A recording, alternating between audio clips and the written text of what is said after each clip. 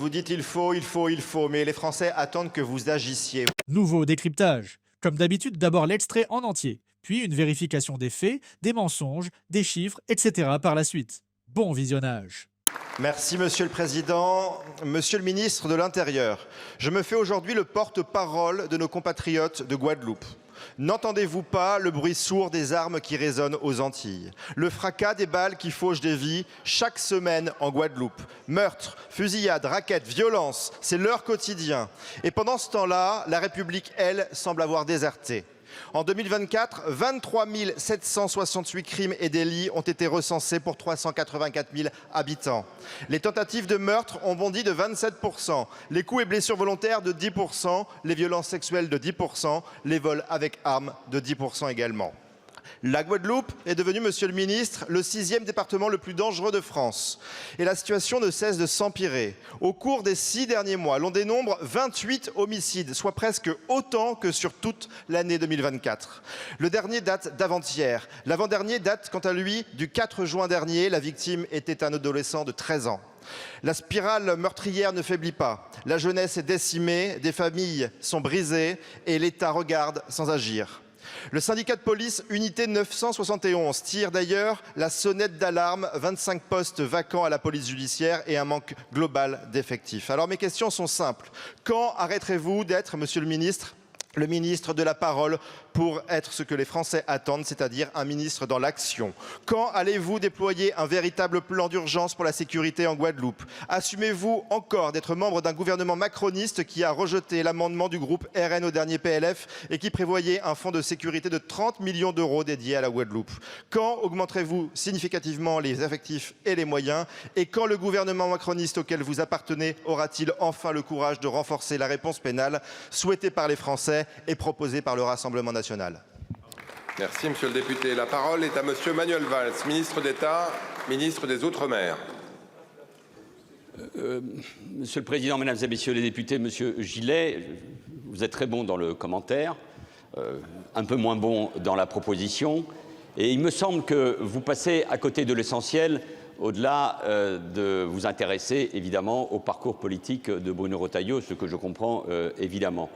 Mais je pense que les Guadeloupéens, comme les Martiniquais, méritent mieux face à ce qu'ils vivent tous les jours qu'une question avec autant de sous-entendus politiciens. Oui, le trafic de drogue, le narcotrafic représente un danger mortel pour les sociétés antillaises et pour la Guyane. Le narcotrafic qui utilise la Martinique et la Guadeloupe pour vendre, pour passer des dizaines de tonnes, des centaines de tonnes de cocaïne vers l'Europe, représente un danger existentiel. Donc il faut agir. Il faut agir d'abord au plan international, par la coopération dans la Caraïbe et plus particulièrement avec les États-Unis d'Amérique, parce que toute cette zone est infestée par le narcotrafic qui mène une véritable guerre à ces sociétés. Il faut augmenter les moyens, hommes, femmes évidemment sur le terrain, mais matériels. Il faut faire davantage sur terre, sur mer, dans les airs à travers la surveillance. Et il faut une action, c'est ce qui est engagé, opiniâtre avec les collectivités territoriales,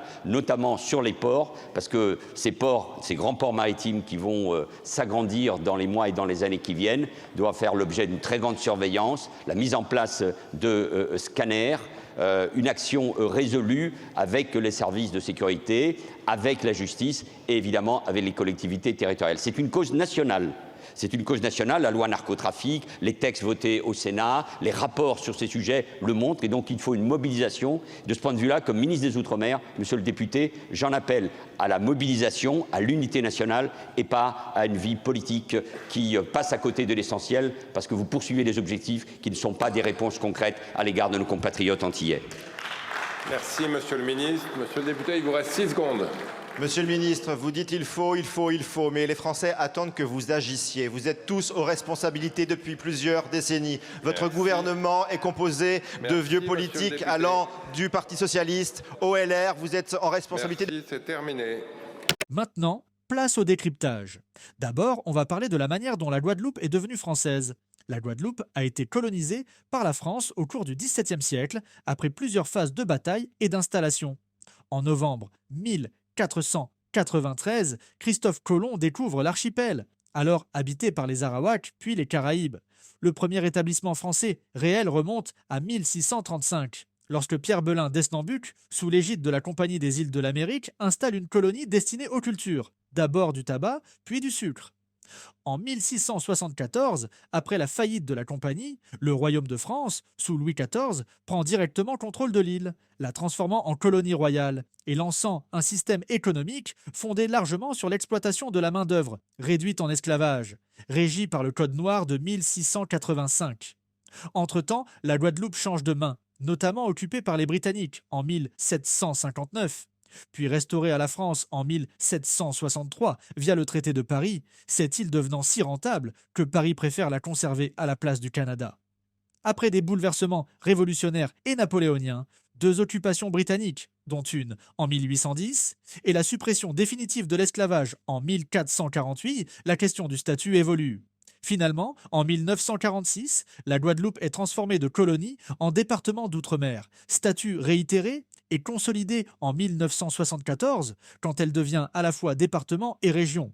Aujourd'hui, avec ses 395 726 habitants en 2024, elle est une partie intégrante de la République française et de l'Union européenne, en conservant le droit de vote, l'usage de l'euro et la langue française. Maintenant, on va parler des souhaits des Français en matière de réponse pénale. Selon plusieurs enquêtes, l'opinion publique française penche clairement vers une plus grande sévérité à l'égard de la délinquance. En 2024, une large majorité de Français, 76%, se dit favorable à l'abaissement de la majorité pénale à 16 ans, sans écart significatif entre hommes et femmes. C'est un sentiment ancien. En 2022 déjà, 91% estimaient que la justice devait être plus sévère avec les délinquants. Cependant, des études sociologiques plus fines montrent que lorsque les affaires sont détaillées, la proportion de Français réellement satisfaits de l'action de la justice ne dépasse pas 20%. Près de 64% se disent insatisfaits, un chiffre qui traduit une défiance forte envers l'efficacité du système. Enfin, on va parler des chiffres du narcotrafic en France. Le narcotrafic représente aujourd'hui le principal marché criminel français, avec des revenus annuels estimés entre 3,5 et 6 milliards d'euros. Environ 200 000 personnes vivent directement ou indirectement de ce trafic. Sur le plan policier, en 2023, près de 299 000 individus ont été poursuivis pour une infraction liée aux stupéfiants, dont 84% pour usage simple et 33% pour trafic. Les progrès en matière de saisie sont nets. En 2022, 27,7 tonnes de cocaïne ont été interceptées. En 2024, ce total atteint 53,5 tonnes, soit une hausse de 130% en un an.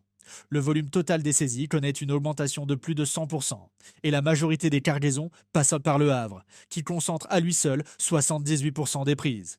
Cette inflation des quantités, doublée d'une montée de la violence, avec des règlements de compte en hausse de 41% en 2023, et du développement de la distribution via le Darknet ou les réseaux sociaux, crée un climat sécuritaire très tendu.